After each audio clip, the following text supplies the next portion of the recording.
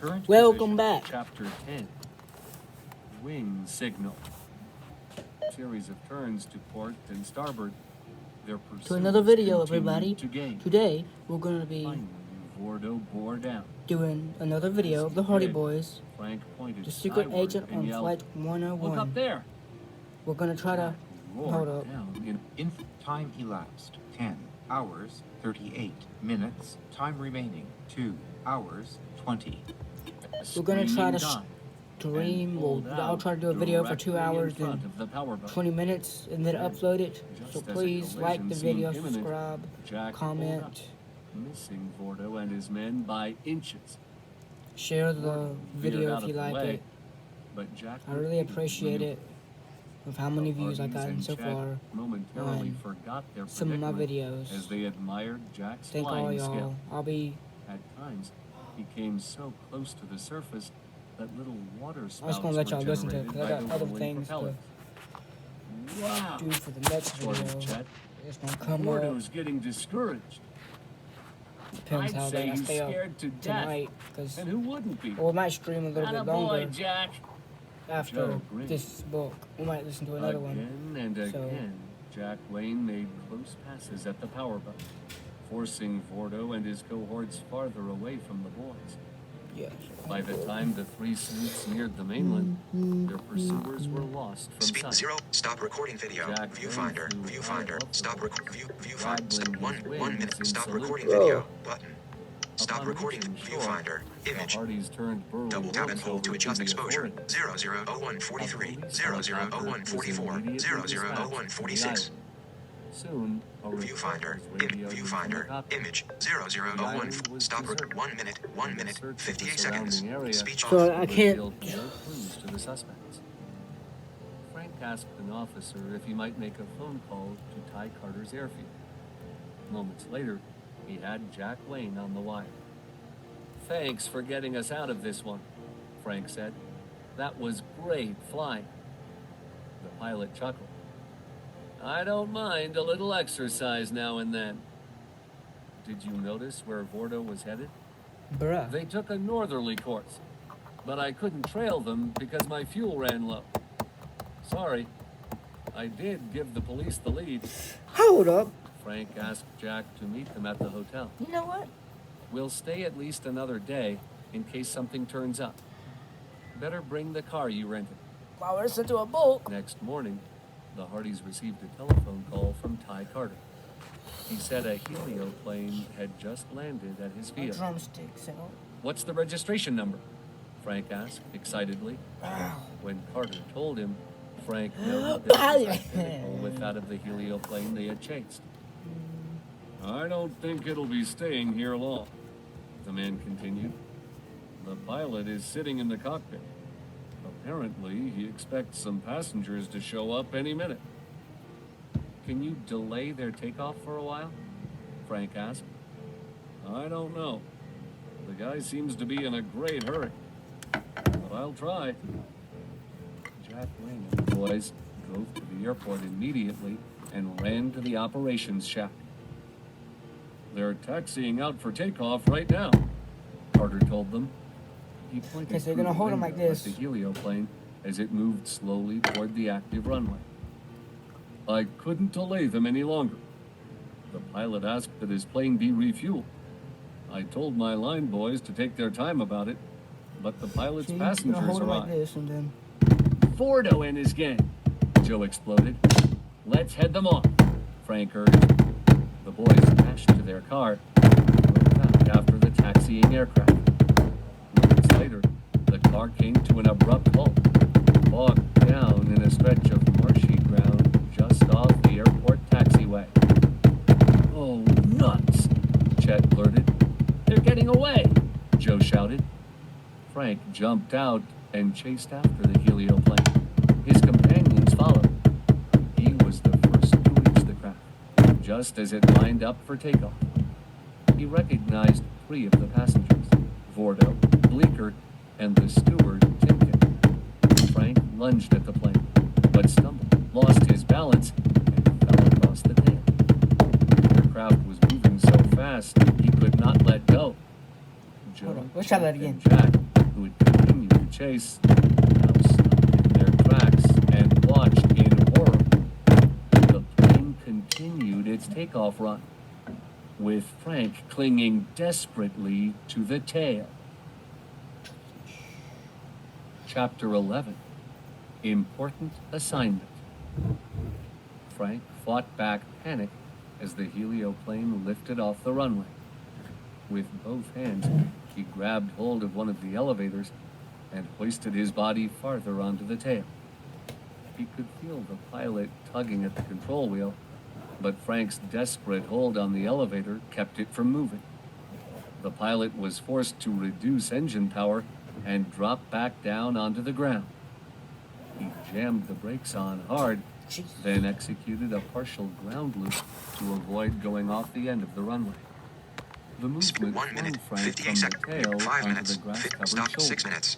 Getting 6 to minutes. his feet, Stop. 0 dazed people. but unhurt, 6 minutes. 3 he seconds. looked S. hopelessly I. as the 6 plane minutes. headed 6 down the seconds. runway. 6 minutes. In 8 a seconds. moment, Stop it had recording left video. the 6 ground minutes. and 10 was seconds. soaring upward. Speech off. Quick! Frank shouted as he ran to meet Jack Wayne and the others. I'll be Let's follow them. at least a couple You okay? Joe asked. When Frank minutes. said Or, yes, wait, the four pursuers leaped into the Hardy plane and quickly took off. Ahead, a few Joe caught a longer. glimpse of reflected Like, sunlight flashing At least from two, the at least helioplane's an metal hour wings. longer. There it is! I might he be yelled. back earlier. Jack rammed the So, throttle I'm gonna ahead turn as you far on. as it would go. He climbed rapidly above the altitude of the fugitives, then dived to get extra airspeed. The maneuver began to close the distance between the two craft. We're gaining on it, Joe observed. Chet pointed to the right wing of their own plane. Look, he yelled. The fuel cap is loose. On the left wing, too, Joe shouted. By now, both caps were 6 vibrating minutes. 10. furiously. 7 minutes. 10 seconds. That can't Speech be, off. Jack Wayne insisted. I checked them myself after I refueled. This must be Vordo's doing, Frank surmised. The next moment, the two caps came loose and fluttered in the wind on the small chains which held them to the tanks. Instantly, the slipstream began to drag fuel from the wings. As two gossamer-like columns sailed off into the distance behind them, Jack Wayne applied hard aileron and rudder and turned back to the airport. I'm landing, he said. We're losing every drop of gas. I just hope a spark from the engine exhaust doesn't ignite that trail of fuel, or we're goners. Tensely, the boys watched gallon after gallon of high octane spray from the open tanks. How long will she keep running? Frank asked anxiously. I don't know, Jack replied. But by the look of our fuel gauges, not long. Finally, the airport came into view. Jack entered the traffic pattern just as their tanks ran dry. Starved of fuel, the engines sputtered, then quit completely. Fortunately, the plane was high enough to glide safely to the field. Phew, Chet murmured as the wheels touched down lightly. That's the closest I've ever come to being barbecued. Jack grinned. I was once told that flying involves long hours of boredom, interrupted by moments of extreme fright. He took a deep breath. This was one of those moments.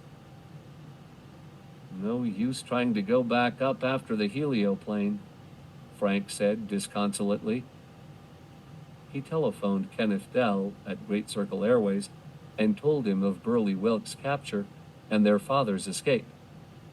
I learned about it yesterday, Dell replied. In fact, your father was in contact with me. What? Frank said excitedly. You talked to Dad? Yes, I would have told you sooner, but I didn't know where to get in touch. But he escaped over 5 days ago, Frank said. Why didn't he let us know? Is he okay?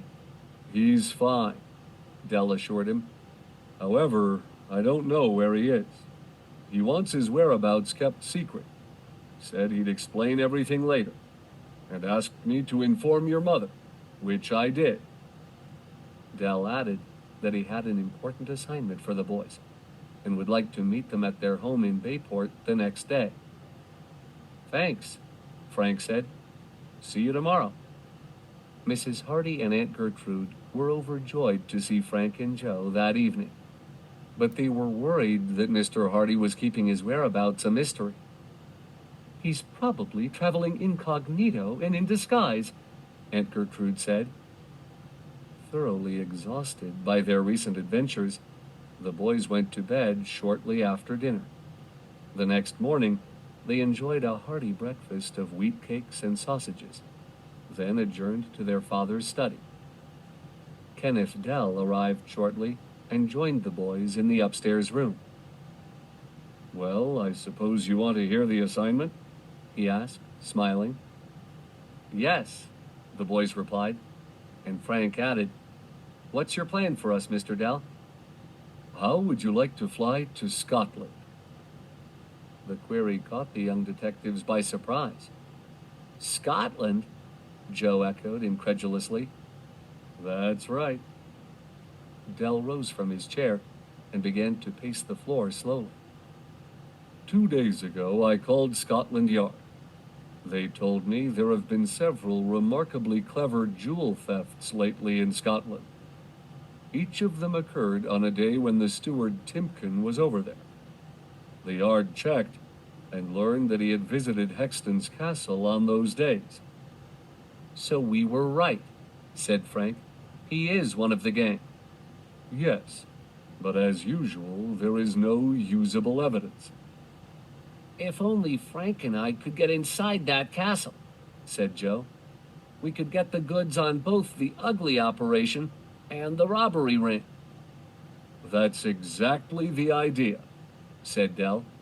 "My airline is cooperating with the Scottish police and Inspector Clyde of Scotland Yard. I want you to go over as my operatives." "We'd sure like to take a crack at it," Frank declared. "What about school?" Joe asked. Dell shook his head. "No sale. They're going straight for Hexton himself, and they're sure he's not at the castle just now." "Have the authorities over there made any progress on the thefts?" Joe questioned. "So far, they haven't turned up any evidence incriminating Hexton. One police official there will be working with you, Inspector Clyde. He's a member of the London Metropolitan Police. That's Scotland Yard, you know."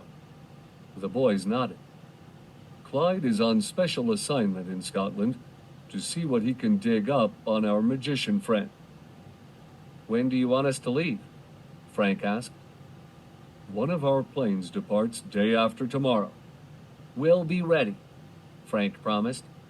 "And by the way," the security chief added, "if you'd like to bring your friend Chet—" "A herd of elephants couldn't stop him from coming," Joe put in. Dell said he would meet the boys at the Great Circle base for a final briefing the day of the flight. He then wished them luck and left. Brimming with excitement, Joe phoned the news to Chet. "A castle in Scotland!" their chum exclaimed. "Wow!" "Maybe we can find another magic silver bowl for you," Joe said jokingly. "One that works." "Oh, come on," Chet protested. Then he perked up. "But wait till you see some of my new tricks." "We'll see them when we get back," Frank advised him. "Right now, we'd better think about packing." "You fellows just don't have any appreciation of my uncanny skill," Chet said, and hung up. Mrs. Hardy's and Aunt Gertrude's reactions to the coming trip were quite different. "Scotland!" the boy's aunt exclaimed. "First, your father decides to play hide-and-seek. Now you two want to go traipsing into danger on the other side of the Atlantic." Mrs. Hardy looked at her sons with a worried smile. "You know you have my permission. Just promise me you'll be careful." "Of course we will," Frank and Joe assured her. After supper, they began preparations for their trip. Frank had just brought suitcases from the attic when the phone rang. He picked up the receiver. "Are you Frank Hardy?" a man asked. "That's right. I've got to see you." There was a note of urgency in the caller's voice. "It's important." "First, suppose you tell me who you are," Frank said. "I'm Stan Mazer, pilot of the helioplane," was the astounding answer. Chapter 12. A Startling Welcome. Amazed and perplexed by the call, the Hardys agreed to meet the helioplane pilot the following day at their home. "Why should he want to come here?" Joe asked. "If he's an ugly agent, you'd think this is the last place he'd visit." "It's sure strange," Frank agreed. "I can't wait to hear what he has to say. In any case, I think we should notify Dell to have him followed when he leaves here." "Right." Joe telephoned the school man. Late the following morning, Stan Mazer arrived at the Hardy home.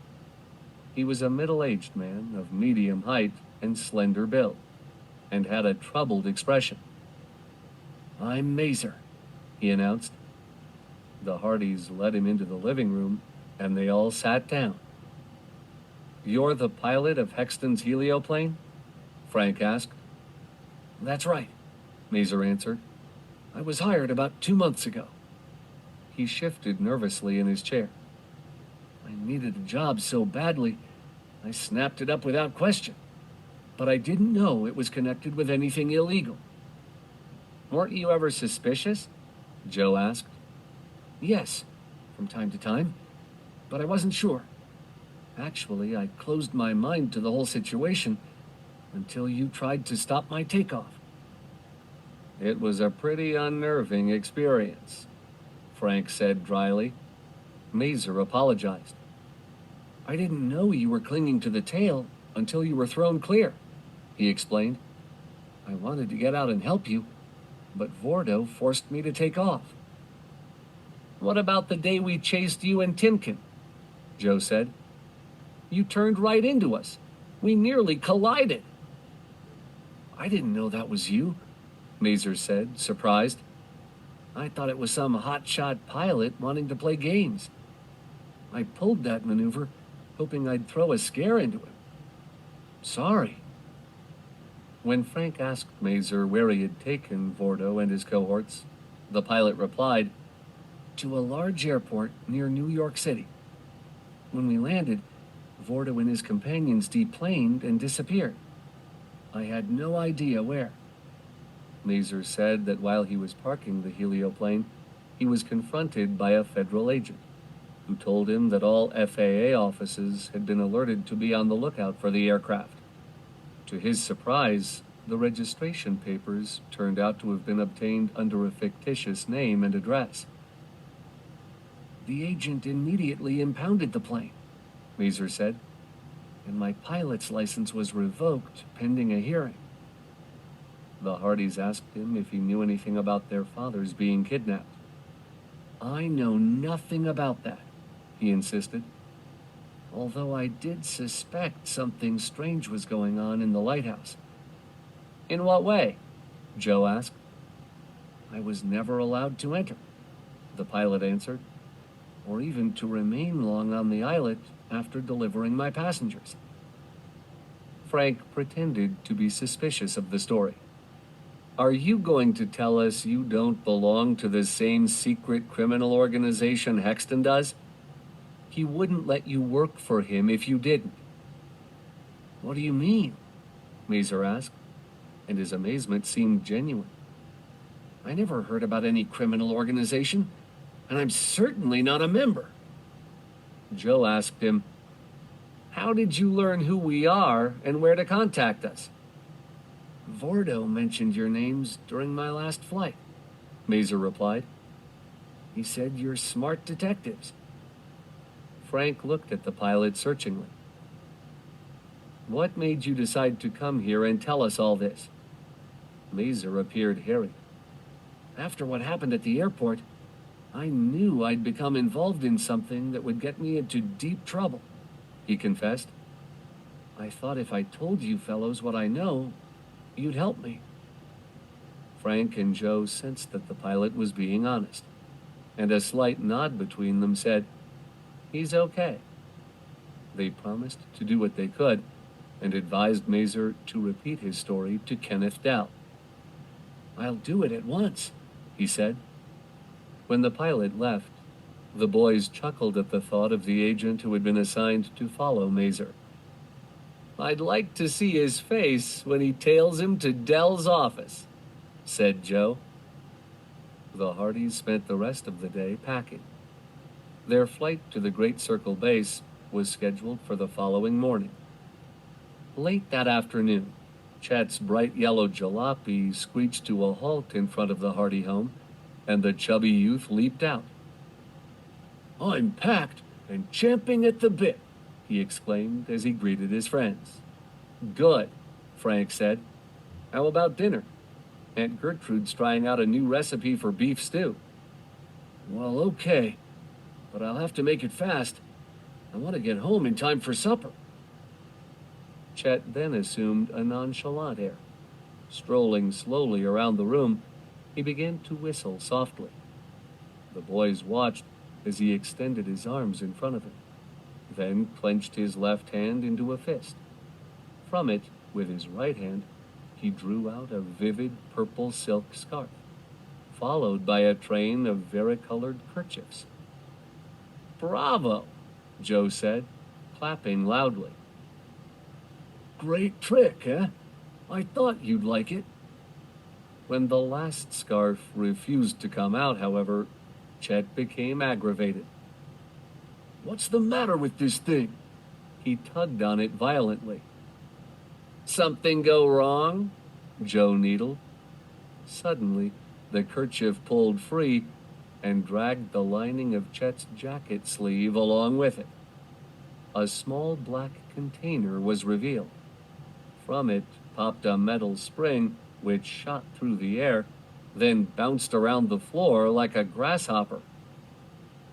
"So that's where all those scarves came from," Frank said. He tried not to laugh. Chet whipped off his jacket and frantically stuffed the lining back into the sleeve. As he chased the bouncing spring around the room, the Hardys burst into howls of laughter. "You fellows are a jinx when it comes to my magic tricks," Chet said indignantly. "Maybe Hexton will give you a few pointers when we get to his castle," Joe teased.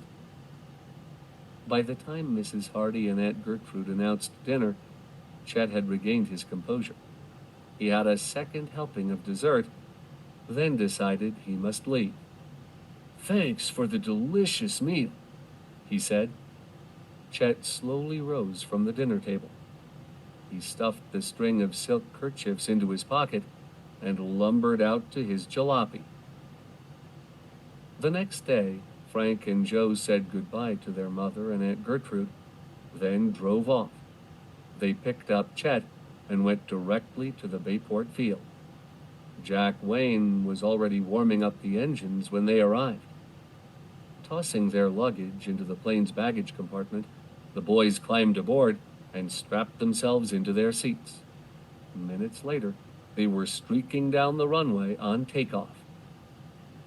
Kenneth Dell was waiting for them at Great Circle's base.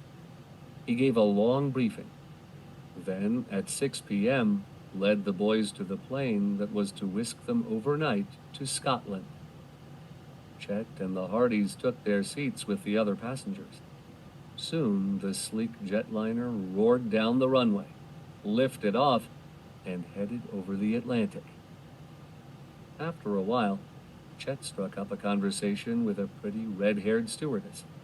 She managed to keep him amply supplied with food, while he related stories of his long and daring hours in the air. "I don't like to boast," Chet said as he munched on a plateful of cookies, "but I'm going to wake up some morning and find I've sprouted wings if I don't spend more time on the ground." Frank and Joe, meanwhile, studied every passenger aboard, occasionally strolling up and down the aisle on the chance they might recognize some member of Hexton's gang. But nothing seemed to be amiss. Also, no one indicated to the Hardys that he was a schoolman. Suddenly, the loudspeaker crackled to life. "This is your captain speaking," announced a deep voice. "We expect to encounter a cold front in a few minutes. The weather forecast lists it as a weak system, so there should be only light to moderate turbulence.